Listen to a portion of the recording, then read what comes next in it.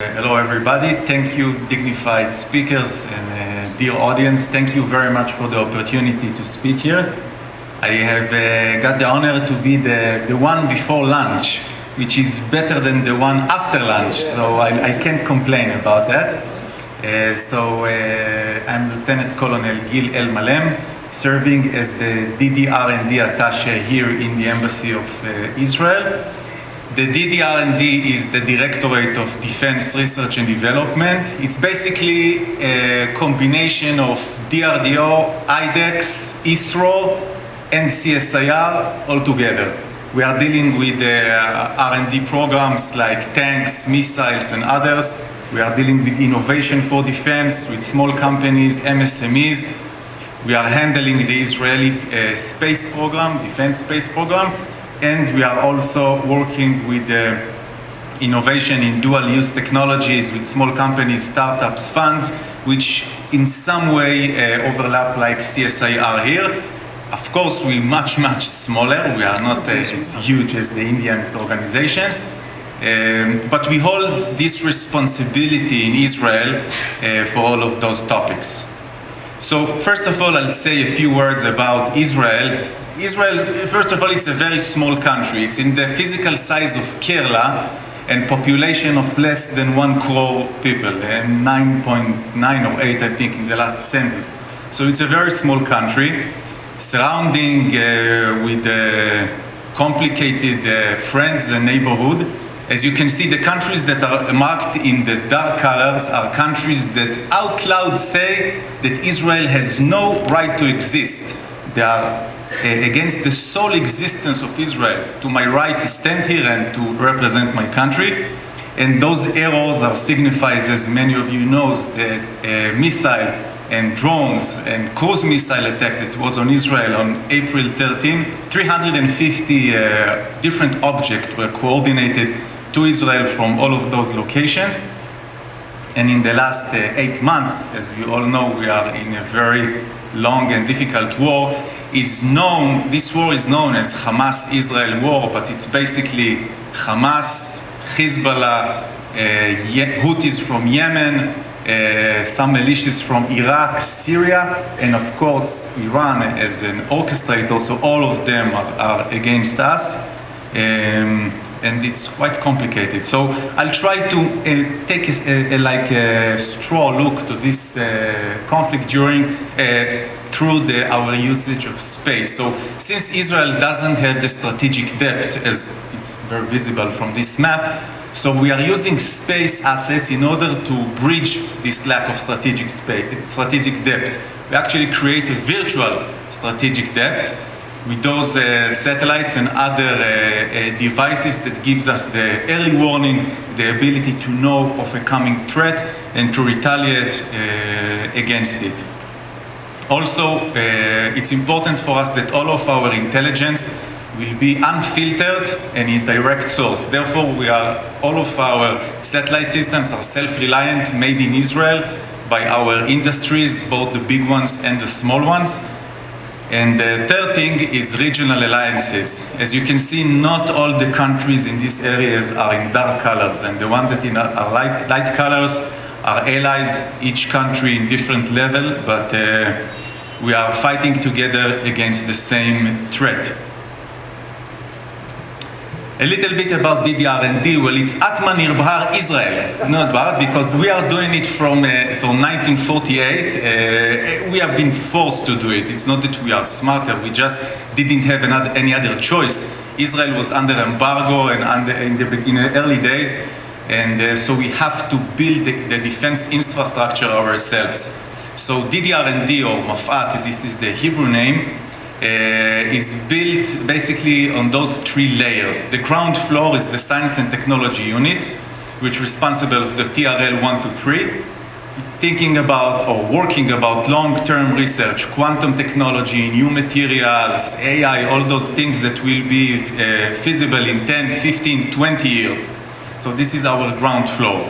The first floor is the R&D unit, dealing with TRL 4 to 6. They are taking those researches from the ground floor materializing them into proof of concepts, prototypes, things to go to the field for testing and evaluating. And then the top floor is the FSD, full-scale development, when we are actually taking those things that were successful on the field and mass product them, and they are now operating like Iron Dome and Aero Systems and many others. A little bit more focus about the Space Program Executive Office. It's focused on those three pillars. The first pillar is the Startup and High-Tech Nation. We have very close connection with the ecosystem in Israel, both the big companies and the small companies and the startups, and we are trying to bring all of them together. There is a lot of government funding from my organizations to those companies, big ones and small ones.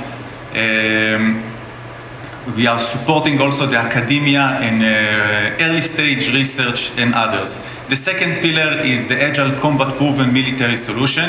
Again, unfortunately, it's the reality. We have a lot of operational experience. So the circle between a system that is on the field, or actually a system that is being designed and then reach to the field and then come back for adjustments or modifications, and all this circle, it runs very fast. Israel, as you know, has a mandatory military service. So everyone has been in the service. Some of us are also officers.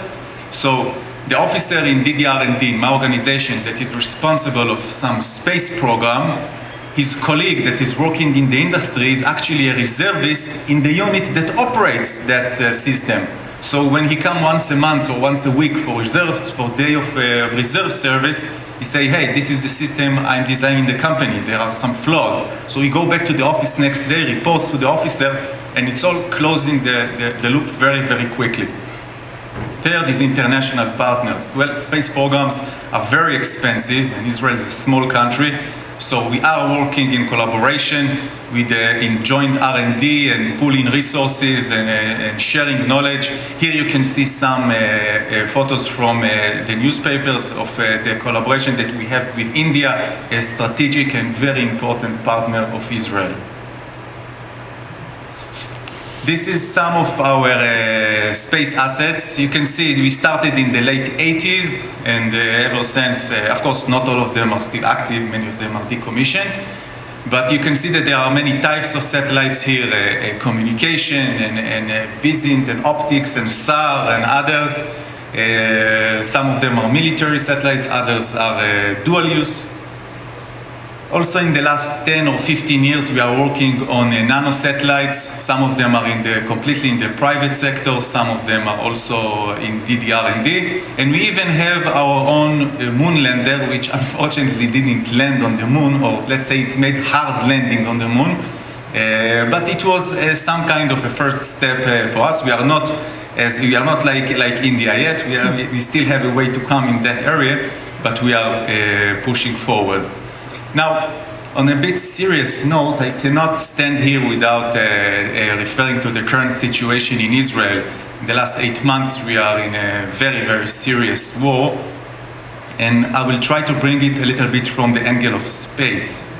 So this is how October 7, the day of the Hamas attack on Israel, was looked from space. It's from an EU Copernicus system satellite. On all of those sets, the right photo on the set, right image, is how the area was looked before the attack. In the middle, it's in the day of the attack, and on the left, it's with a filter that enhances the fire. Now, all those areas are Israel completely. It's not a dispute area, not occupied or something. It's completely Israel. Everybody agrees that these parts of Israel, and the Hamas infiltrate them and set fire, villages, houses, with those people inside them. I'm sorry for the graphical descriptions, but it's a fact, it's what happened. And they did it as an act of pure terror, with no justification, no context. It was a pure terror. It was the massive terror attack, at least in the century. If you are normalize it by per capita, it's mean 140 people per million. Imagine, God forbid, if this kind of thing will happen in India. It means 2 lakh people died in few hours. Envision that. That's what we had 8 months ago. Plus to that, they also kidnapped 240 civilians, women, children, old people. Luckily, we managed to retrieve some of them by deal. Even in the last weekend, there was a heroic operation by special ops that managed to rescue 4 more hostages. And there are still 120 people there that we hope to get them soon. I will finish my presentation with a token of lots of appreciation to India. I'm telling to my Honorable Prime Minister Modi was one of the first leaders in the world that condemned Hamas and supported the right of Israel to protect itself against terror. And I'm speaking with my colleagues around the world, diplomats, that having quite rough time with an environment that does not understand them. And I'm telling them, listen, for me, India is paradise because I'm surrounded with people that knows what terror is. They know how it's to be attacked by terror, and they know how to handle with terror. So in that case, really, bahut bahut dhanyavad. I'm telling you all, and thank you very much. Jai Hind, Jai Israel.